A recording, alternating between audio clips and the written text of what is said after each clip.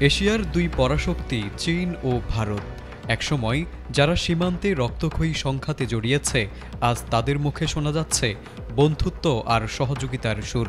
চীনের তিয়ানজিনে Shanghai cooperation অর্গানাইজেশনের সম্মেলনে ভারতের প্রধানমন্ত্রী নরেন্দ্র মোদি ও চীনের প্রেসিডেন্ট শি জিনপিংয়ের বৈঠক নতুন করে আলোচনার জন্ম দিয়েছে। সীমান্ত উত্তেজনা, ভূরাজনৈতিক দ্বন্দ্ব সব পেছনে ফেলে দুই নেতার মুখে শোনা গেছে ঘনিষ্ঠতার বার্তা।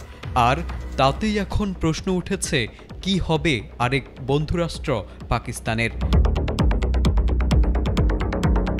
চীনের সাথে ভারতের এমন উষ্ণ সম্পর্ক পাকিস্তানে মিশ্র প্রতিক্রিয়া তৈরি করেছে। একদিকে মোদি চীনের সঙ্গে সম্পর্ক উন্নয়নের অঙ্গীকার করছেন, অন্যদিকে পাকিস্তানের প্রধানমন্ত্রী শাহবাজ শরীফও চীনকে তাদের পরীক্ষিত বন্ধু বলে অভিহিত করেছেন।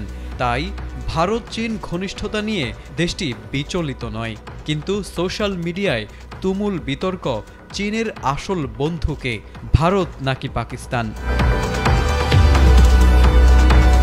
বিশেষজ্ঞদের মতে চীন কৌশলগতভাবে এখন পাকিস্তানের কাছেই বেশি আগ্রহী।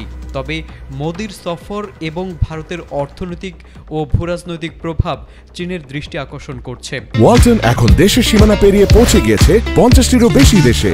ওয়ালটন, ঘরে ঘরে, বিশ্বজুড়ে।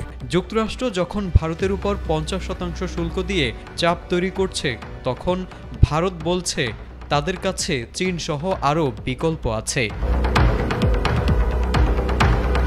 তবে বাস্তবতা হলো, ভারত ও চীনের সম্পর্কের মূল বাধা সীমান্তে বিরোধ, দালাই লামা এবং ভূরাজনৈতিক প্রতিদ্বন্দ্বিতা। আর তাই পাকিস্তানের সাবেক পররাষ্ট্র সচিব জোহর সেলিম বলছেন, চীনের সাথে ভারতের অংশীদারিত্ব কেবলই লোভ দেখানো, আর এতে সন্দেহের কিছু নেই।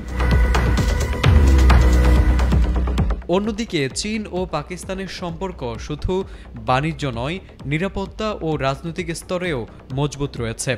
করাচি বেইজিং ফ্লাইট থেকে শুরু করে সিপিইসি প্রকল্প, সব মিলিয়ে দুদেশের বন্ধুত্ব অটুট বলেই ধারণা করা হচ্ছে। তবে চীন এশিয়ায় স্থিতিশীলতা চায়, তাই ভারত চীন সম্পর্ক উন্নত হলে পাকিস্তানের উপর তার ইতিবাচক প্রভাব পড়বে বলে মনে করছেন অনেকে। বিশ্লেষকরা বলছেন, চীন এখন খুব হিসেব করে পদক্ষেপ নিচ্ছে। পাকিস্তানকে ধরে রেখেই তারা ভারতের সাথে সম্পর্কের নতুন পথ খোঁজার চেষ্টা করছে। তারেক আজিজ, এটিএন বাংলা।